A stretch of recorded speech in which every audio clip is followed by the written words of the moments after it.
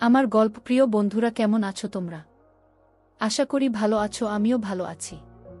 তোমাদের মজা দিতে আমি আরও একটি মজার গল্প নিয়ে এসেছি। গল্পটি শুনলে তোমাদের রড দিয়ে ঝরনার মতো পানি বেরিয়ে আসবে। তো বুঝতেই পারতেছ গল্পটা কেমন ইন্টারেস্টিং হতে চলেছে, তাই দেরি না করে কানে হেডফোন পরে নাও। আর যারা আমার সাথে কথা বলতে চাও বা ইমো নাম্বার পেতে চাও, আমি ভিডিওর মধ্যে নাম্বার দিয়ে দেব, আপনারা ভিডিও কলে আমার সাথে মজা করতে পারবেন। চলো তবে আর দেরি না করে শুরু করা যাক। আমি বললাম, সাধু বাবা, আমার বিয়ে হয়েছে, 3 বছর হয়েছে, এখনো কোনো বাচ্চা কাচ্চা হচ্ছে না। আমাকে একটা কিছু দেন, যাতে আমার বাচ্চা হয়। তারপর সাধু বাবা আমাকে বলল, ঠিক আছে বৎস, তোর যদি বাচ্চা প্রয়োজন হয় তাহলে তোকে যে আমার সাথে একটি কাজ করতে হবে। আমি বললাম, কি কাজ সাধু বাবা?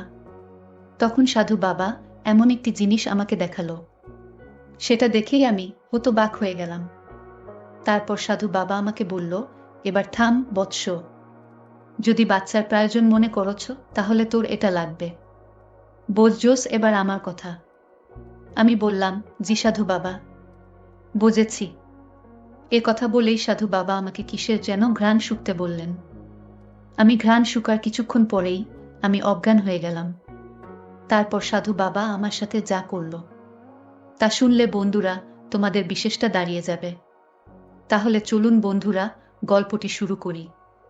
গল্পটি শুরু করার আগে বন্ধুরা, তোমাদের নিকট আমার বিশেষ অনুরোধ, তোমরা যদি আমার চ্যানেলটি সাবস্ক্রাইব না করে থাকো তাহলে দয়া করে তোমরা আমার চ্যানেলটি সাবস্ক্রাইব করে আমাকে সাপোর্ট করবা। আর যদি সাবস্ক্রাইব করে থাকো তাহলে তোমাদেরকে অসংখ্য ধন্যবাদ। হ্যালো বন্ধুরা, আমি মাহিয়া মাহি, তবে সবাই আমাকে মাহি বলে ডাকে। বন্ধুরা, গোপনীয়তা রক্ষার জন্য আমি আমার ছদ্মনাম ব্যবহার করলাম। আমার বয়স 19 বছর। আমি দেখতে খুবই সুন্দরী, লাবণ্যময়ী। আমার চেহারা খুবই আবেদনময়ী। প্রকৃতপক্ষে আমার মধ্যে প্রচুর এনার্জি। রাতে যখন আমার উঠত তখন আমি একজন সঙ্গীর জন্য পাগল হয়ে যেতাম। কিন্তু আমার তো এখনো বিয়ে হয় নাই, তাই মাঝে মাঝে রাতে অন্য কিছু দিয়ে আমি গোপন কাজ করতাম। তাতে আমি খুবই শান্তি পেতাম। যুবক ছেলে ফেলে আমাকে দেখলেই তাদের মাথা গরম হয়ে যেত। আমি যখন ক্লাস 9-এ পড়তাম তখন আমার অনেক বয়ফ্রেন্ড ছিল। তার মধ্যে আমার এক বয়ফ্রেন্ডের নাম ছিল অনিক। সে প্রায়ই আমাকে বলতো, মাহি, তোমার যা চেহারা আর তোমার যে আকর্ষণীয় বড়ি, তোমাকে দেখলেই আমার মাথা গরম হয়ে যায়। মাহি, আমি তোমাকে অনেক ভালোবাসি। তুমি কি আমাকে ভালোবাসো? তোমাকে নিয়ে আমি পার্কে ঘুরতে চাই, নৌকা বিলাস করতে চাই, আরো অনেক কিছু চাই। তারপর আমি বললাম, অনিক, তুই শুধু আমার বন্ধু, বাস, এর বেশি আর কিছু না। সত্যি বলতে অনিককে আমি পছন্দ করতাম না, কারণ ও অনেকটাই মেয়েলি টাইপের। তারপর আমি তার কাছ থেকে চলে আসলাম। যখন আমি রাস্তা দিয়ে হেঁটে আসছিলাম তখন রাস্তার মধ্যে এক মধ্যবয়স্ক পুরুষ আমাকে দেখে হাঁ করে তাকিয়ে রইল।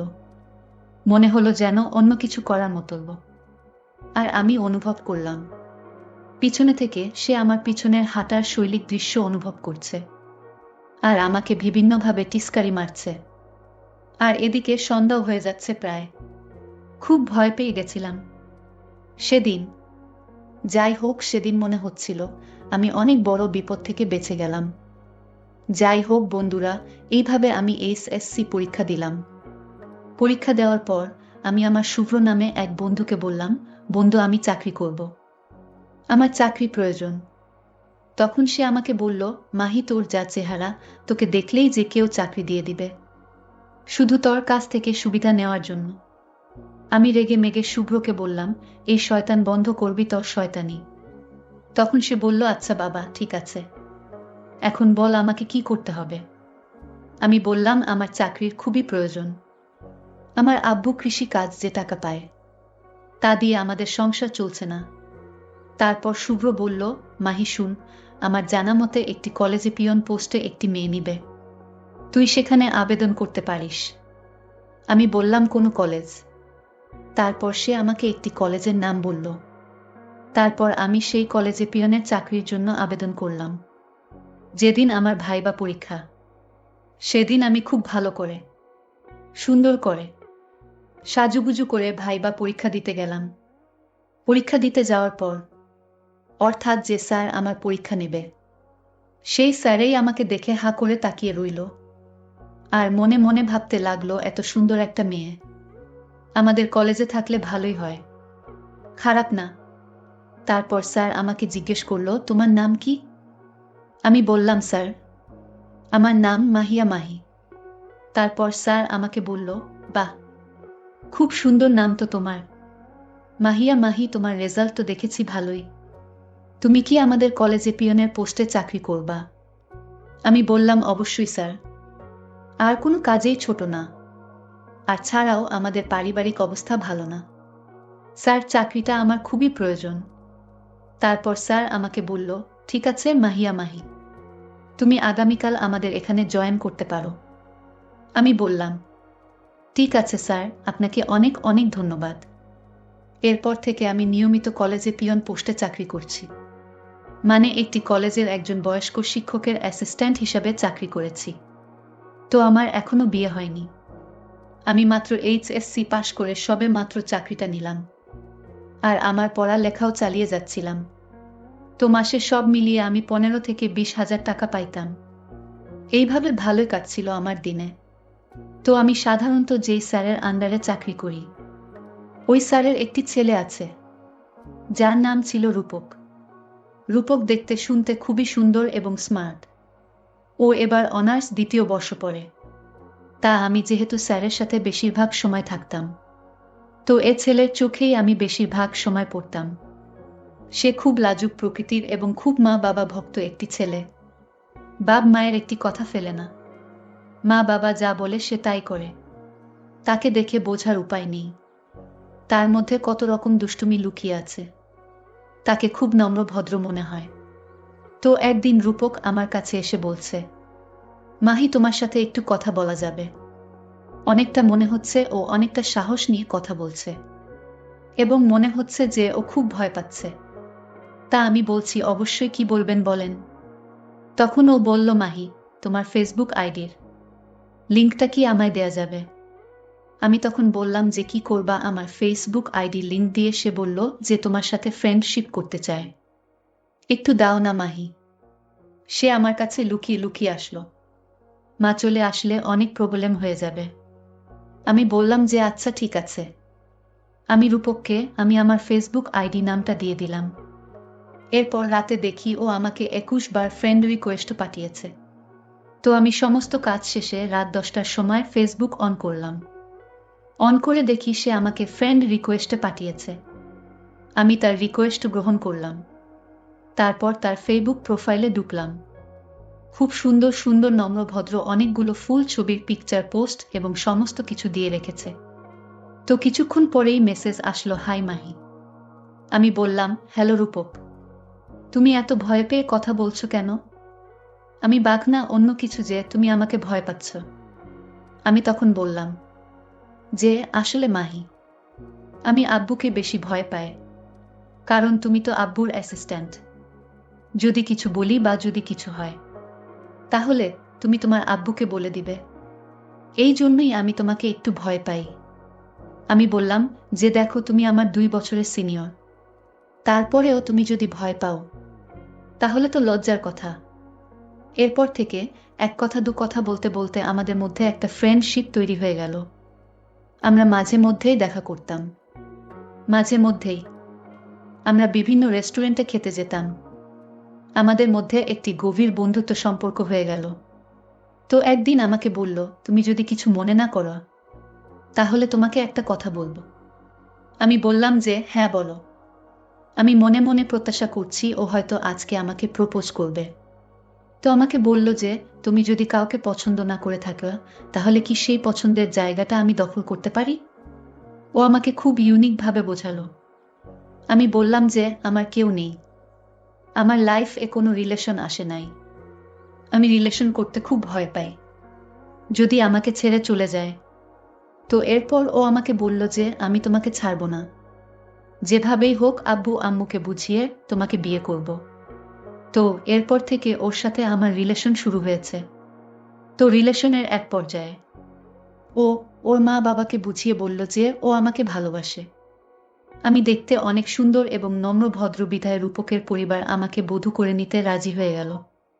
তারপর এক পর্যায়ে আমাদের বিয়ে হয়ে গেল। তো বিয়ের পর আমরা বাসর রাতে অনেক মজা করে আমাদের কাজ করলাম। ও খুব ভালো পারে। প্রথমে আমি ওকে অনেক লজ্জা পেলাম। তারপর হঠাৎ আমার চোখ পড়ল ওর বিশেষ দিকে। দেখলাম যে না, মোটামুটি চলে। প্রথম তো আমার খুব লেগেছিল। যাই হোক, আমাদের দাম্পত্য জীবন খুব সুখে এবং আনন্দে কেটেছিল। এরপর আমাদের বিয়ের প্রায় 6 মাস হয়ে গেল। তো আমরা পরিকল্পনা করছি আমরা বাচ্চা নেব। আমার স্বামী রূপক বলল, তোমার শাশুড়ি মা মানে আমার আম্মু এখন আমাকে বলছে যে তোমাদের তো অনেক দিন হলো, তো বাচ্চা কাচ্চা নেওয়া দরকার, কারণ তোমাদের বয়স হয়ে যাচ্ছে।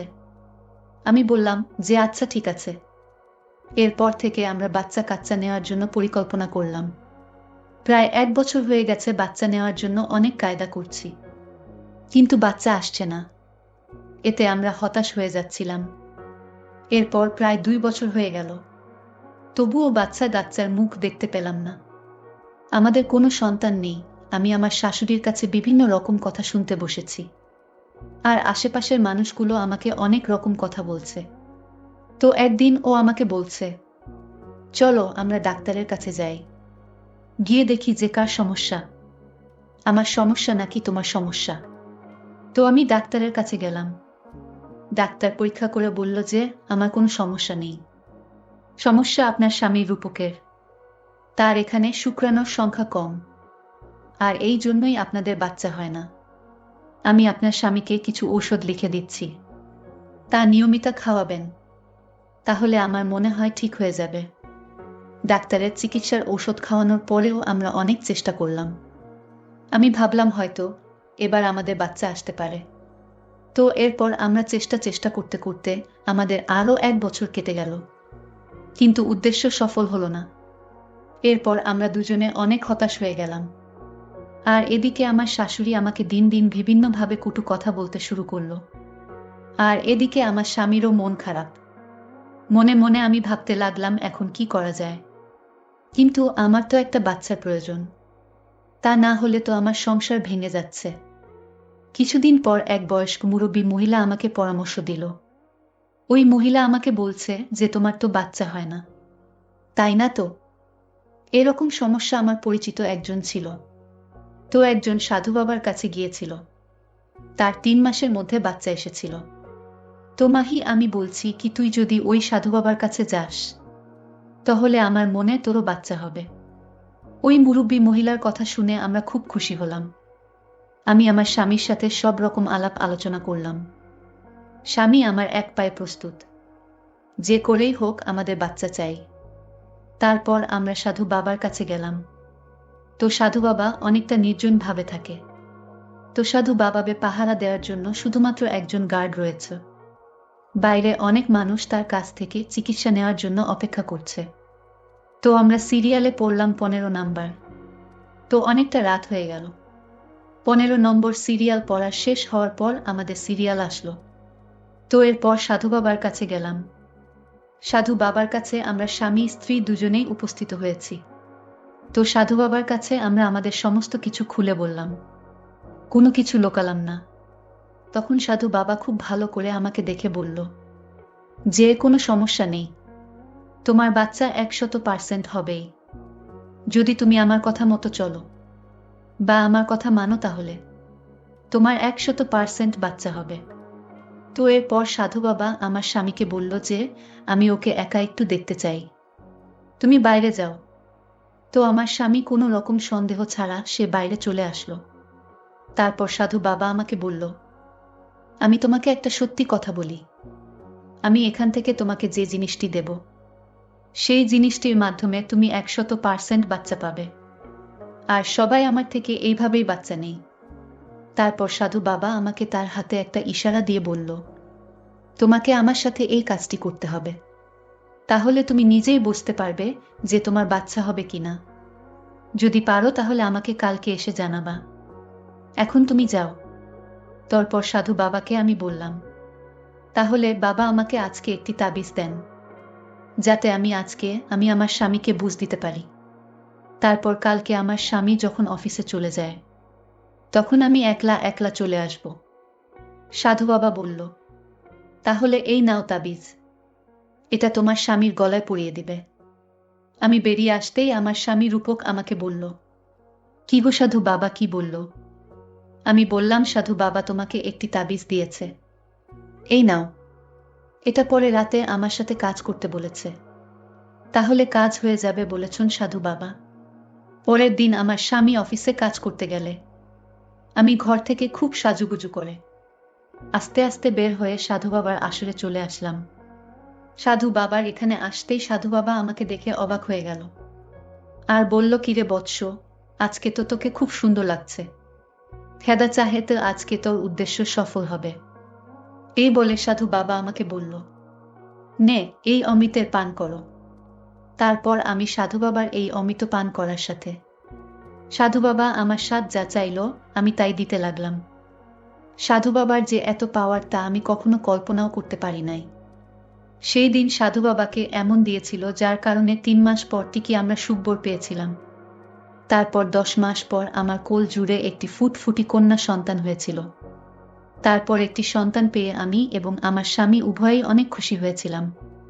পরিশেষে বন্ধুরা, আমি তোমাদের একটি কথাই বলবো, তোমাদের যাদের সন্তান হয় না, তোমরা তোমাদের বউকে এইভাবে প্রেশার দিও না যাতে তারা কোনো উপায় না পেয়ে সাধু বাবার মতো অন্য কারো আশ্রয় নেয়। মোট কথা, এই জগতে সন্তানের খবর মা ছাড়া আর কেউ জানে না। বন্ধুরা, আজকে এই পর্যন্তই। ভিডিওটি যদি ভালো লাগে তাহলে একটি লাইক দিন। আর তোমরা যদি এইরকম ধরনের ইন্টারেস্টিং ভিডিও পেতে চাও তাহলে দয়া করে আমার চ্যানেলটি সাবস্ক্রাইব করো। পরিশেষে তোমাদের সকলের সুস্বাস্থ্য কামনা করি। ভিডিওটি দেখার জন্য তোমাদের সকলকে অসংখ্য ধন্যবাদ।